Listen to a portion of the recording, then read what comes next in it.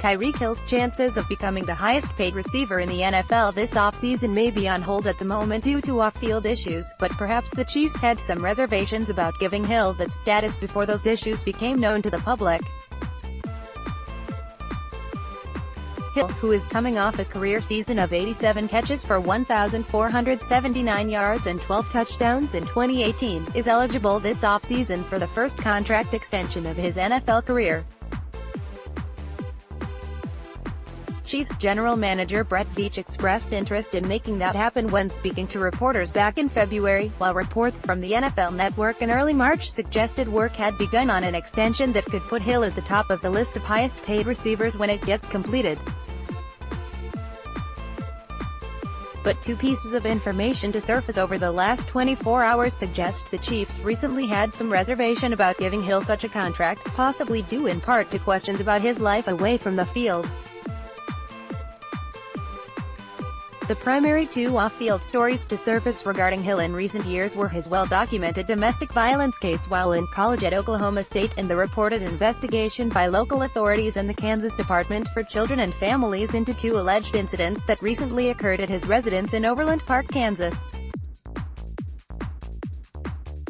The first alleged incident occurred at Hill's residence on March 5, one where Hill and his fiancée Crystal Espinal were listed as others involved on a police report for a child abuse or neglect case as the case was later closed, while the second was an alleged incident of battery involving a juvenile, with Espinal listed under others involved that occurred at an unspecified time, but was detailed in a police report dated March 14. Hill has not been charged with a crime as a result of the recent incidents, and it's very possible he winds up being cleared of any wrongdoing.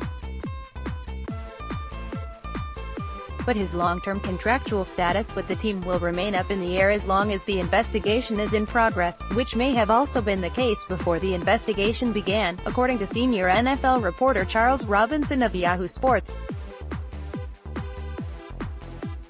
During the Wednesday edition of the Yahoo Sports NFL podcast with Robinson and fellow Yahoo Sports reporter and former Chiefs beat writer Terez Paylor, click here to listen. Robinson said a league source told him after the NFL scouting combine that there was some hesitation on the Chiefs' part when it came to a long-term deal, hesitation that may be growing due to the recent investigations. After the combine when I was making some calls, Robinson said, I had a league source who said to me that he had spoken to someone with the Chiefs. They were in like a casual conversation, and he got the feeling that the Chiefs already before any of this stuff had even happened. He had a feeling the Chiefs were kind of dragging their feet a little bit on the contract extension, that they were a little bit apprehensive about squaring away that long-term deal quickly with Tyreek Hill.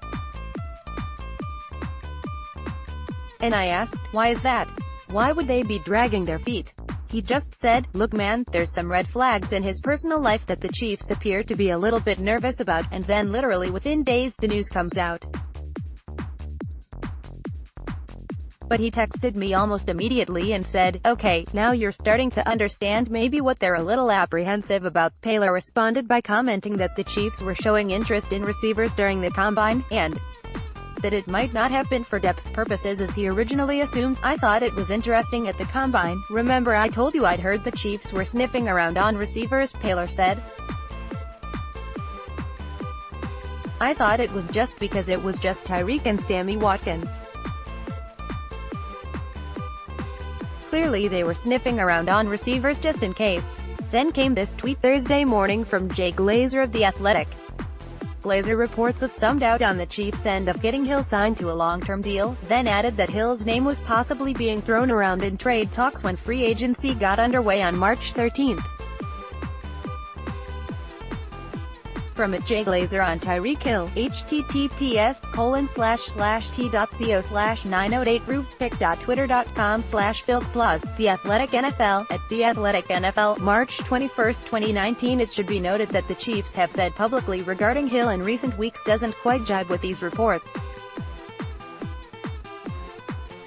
As previously mentioned, Veach said in February the team was interested in keeping Hill around for the long term, while head coach Andy Reid praised Hill's progress since the Oklahoma State incident during his press conference at the Combine. Tyreek's done a nice job of staying on top of himself with that, Reid said.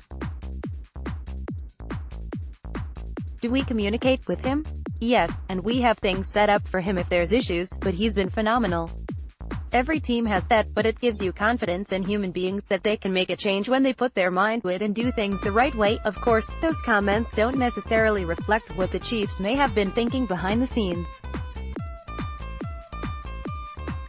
Either way, the tidbits from Robinson and Glazer are certainly worth keeping in mind when it comes to Hill's long-term status with the team and whether or not the chances of him landing a record-breaking contract are still there. Only time will tell how it all turns out, and what Hill's extension will look like if he winds up getting one. I think even if Tyreek ends up being exonerated and he gets an extension, there's going to be multiple protections in there, Paylor said during his podcast. There's just going to be, because this situation hasn't been good for anybody.